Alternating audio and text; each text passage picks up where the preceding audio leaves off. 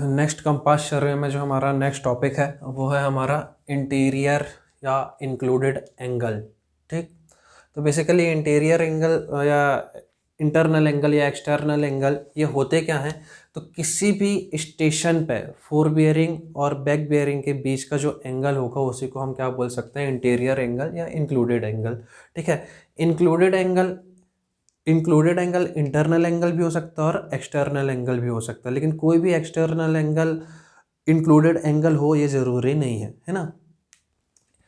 जैसे यदि हम बात करते हैं किसी भी angle between free four bearing and back bearing at any station is interior angle. अब जैसे यदि हम बात करते हैं, जैसे हमारे पास स्टेशन ए ये है, स्टेशन बी ये है, स्टेशन सी ये है। स्टेशन ए से यदि मैं बात करता हूँ, ये हमारी सर्वे लाइन है ना, इसकी डायरेक्शन हमारी ए टू बी है। यदि हम बात करते हैं ये स्टेशन ए के लिए ये होगी इसकी फोर बियरिंग, यदि हम बी के लिए बात करें तो इसकी फोर बियरिंग हो जाएगी हमारी कुछ इस तरीके से कैलकुलेट कर सकते हैं, ये हो जाएगी। जबकि बैक बियरिंग की यदि हम बात करेंगे तो प्रीवियस लाइन पे जाएंगे तो बैक बियरिंग, तो इनके बीच का फोर बियरिंग और बैक बियरिंग के बीच का जो एंगल होगा वो थीटा ही हमारा क्या कहलाएगा? इंटीरियर या इंक्लूडेड एंगल होगा। ऐसे यदि हम इस वाले पे ही बात करते हैं, अब यहाँ पर जो सर्वे लाइन की जो डायरेक्शन है वो हमारी ए टू बी, बी टू सी इस तरीके से है। तो यदि हम इस पर बात करते हैं तो फोर बियरिंग हमारी ये है, और जबकि बैक बियरिंग की यदि हम बात करेंगे, बैक बियरिंग हमारी क्या है? बैक बियरिंग ये है। तो इनके बीच का जो एंगल होगा है ना, इनके बीच का जो एंगल होगा वो हमारा क्या होगा? वो हमारा इंटीरियर या इंक्लूडेड एंगल होगा, है ना। अब यहाँ पर देखो, यहाँ पर देख के समझ में आ रहा है ये जो एंगल है ये एंगल कैसा है? इंटरनल एंगल है ना। ये अंदर बन रहा है ना, तो ये क्या है? हमारा इंटरनल एंगल है। जबकि यहाँ पर देख रहे हैं हम तो ये कैसा एंगल है? ये बाहर की तरफ बन रहा है, इसको हम क्या बोलेंगे? एक्सटर्नल एंगल बोलेंगे। हमारे एग्जाम पर इंटीरियर एंगल या इंटरनल एंगल या एक्सटर्नल एंगल से क्वेश्चन नहीं आते, हमारे एग्जाम में जो क्वेश्चन आते हैं इंक्लूडेड एंगल से क्वेश्चन आते हैं। तो इंक्लूडेड एंगल के बारे में यदि आप इंक्लूडेड एंगल निकालने को क्वेश्चन में आता है तो आपको दो कंडीशन याद रखना है। आपको हमेशा क्लॉकवाइज डायरेक्शन में ही चलना है। ठीक, आपको हमेशा क्लॉकवाइज डायरेक्शन में ही चलना है। और दूसरी चीज आपको याद रखना, हमेशा previous line to next line जाना है। ठीक है, previous line to next line जाना है। अब यदि हम बात करते हैं, ये देखो किस तरीके से कैलकुलेट करेंगे इंक्लूडेड एंगल को। ये हमारे पास स्टेशन ए है, ये हमारे पास स्टेशन बी है, स्टेशन सी ये है।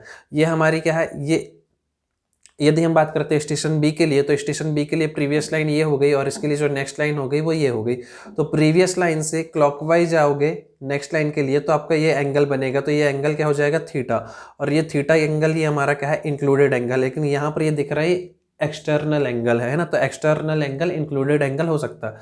जबकि यदि हम यहाँ पे बात करते हैं, तो यहाँ पे यदि हम बात करते हैं ये ए है, ये बी है, ये सी है।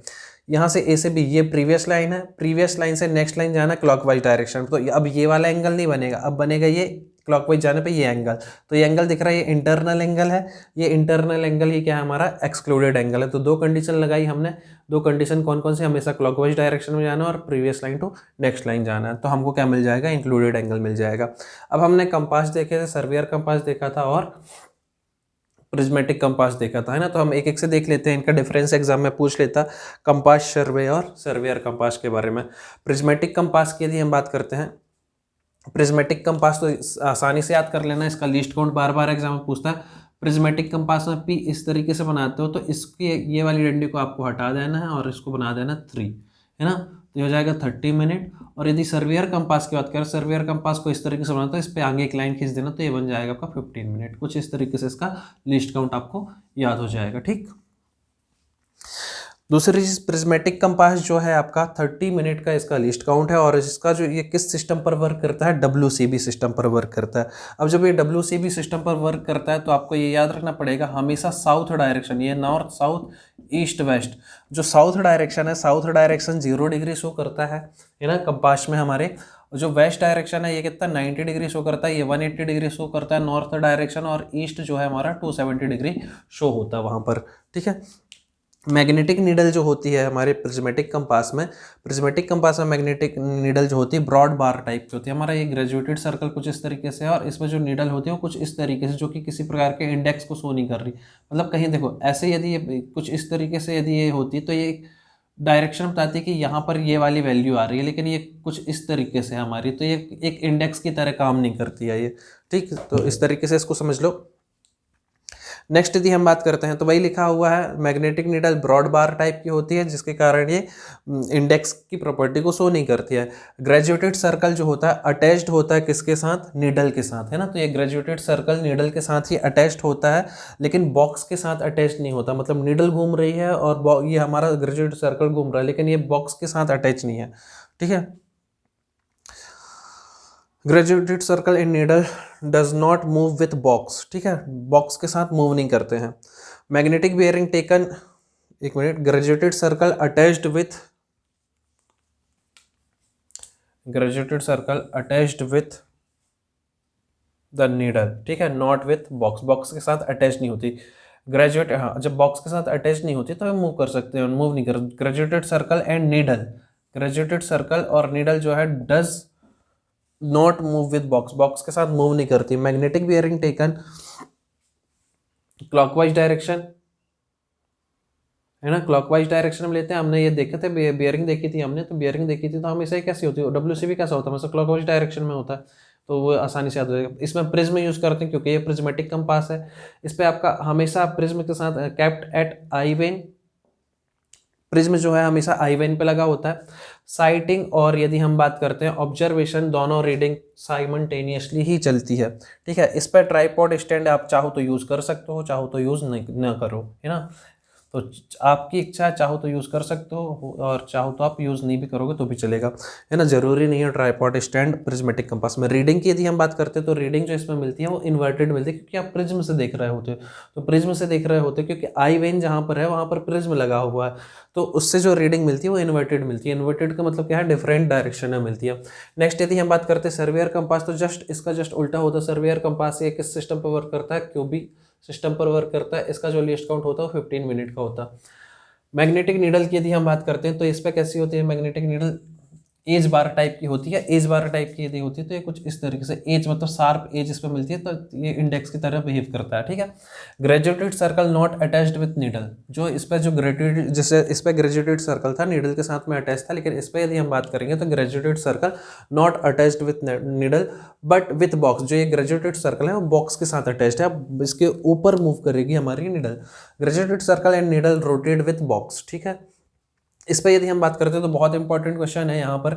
नॉर्थ में देखो हम 0 डिग्री यहाँ पर शो हो रहा है, साउथ में भी 0 डिग्री शो हो रहा है। जनरली डायरेक्शन जब बनाते हैं तो इस डायरेक्शन में ईस्ट होता है और इस डायरेक्शन में वेस्ट होता है, लेकिन हमारा जो इस पे कंपास है इस पे यहाँ पर हमारा वेस्ट है और यहाँ पर ईस्ट है। ये भी एग्जाम में क्वेश्चन पूछता है, तो अच्छे से याद रखना।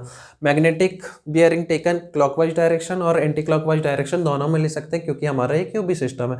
इसमें प्रिज्म यूज नहीं होगा, इसमें साइटिंग और ऑब्जर्वेशन दोनों साथ में नहीं कर सकते। इस पर ट्राइपॉड स्टैंड की जरूरत पड़ेगी ही पड़ेगी। रीडिंग जो है आपकी कैसी है, आपकी इस पर जो रीडिंग मिलती है इरेक्टेड और इरेक्टेड मिलती है, मतलब सेम डायरेक्शन में मिलती है। यहाँ तक की चीज़ क्लियर है। तो ये जो है, हाँ, इस पर से एक क्वेश्चन और है जो पूछ लेता है कि प्रिज्मेटिक कंपास में इनमें से कौन कौन से कंपोनेंट पाए जाते हैं और सर्वेयर कंपास में कौन कौन से कंपोनेंट पाए जाते हैं, तो वो देख लो। प्रिज्मेटिक कंपास में बॉक्स पाया जाता है तो पता है, नीडल पाई जाती है, ग्रेजुएटेड रिंग होती है, ऑब्जेक्ट वैन होता है, आई वैन होता है, प्रिज्म होता है, प्रिज्म कैप होता है, ग्लास कवर होता है, लिफ्टिंग पिन होती है, लिफ्टिंग लीवर होता है, ब्रेकिंग पिन भी होती है, स्प्रिंग ब्रेक भी होता है, मिरर भी होता है, पाइवोट भी होता है। और इस पर पूछा गया एगेट कीप, एगेट कीप के बारे में एग्जाम में पूछा गया, तो एगेट कीप किस पे पाया जाता है, प्रिज्मेटिक कंपास में। फोकसिंग स्टड पाया जाता है, सन ग्लासेस पाए जाते हैं। जबकि यदि हम बात करते हैं सर्वेयर कंपास में, तो सर्वेयर कंपास में बॉक्स पाया जाता है, मैग्नेटिक नीडल पाई जाती है, साइड वेन पाया जाता है, पाइवोट इसमें ही पाया जाता है। ज्वेल बियरिंग के बारे में पूछा गया था कि किस में पाई जाती है, प्रिज्मेटिक कंपास में, सर्वेयर कंपास में। ज्वेल बियरिंग इस पर पाई जाती है सर्वेयर कंपास में। Glass top, counter weight, metal pin, circular graduated ring car, lifting pin and lifting lever, तो दोनों पाए जाते हैं। तो बेसिकली इस पर एगेट के पे याद रखना अच्छे से, और यहाँ पर ज्वेल बियरिंग याद रखना, ठीक। यहाँ तक की चीज़ क्लियर है।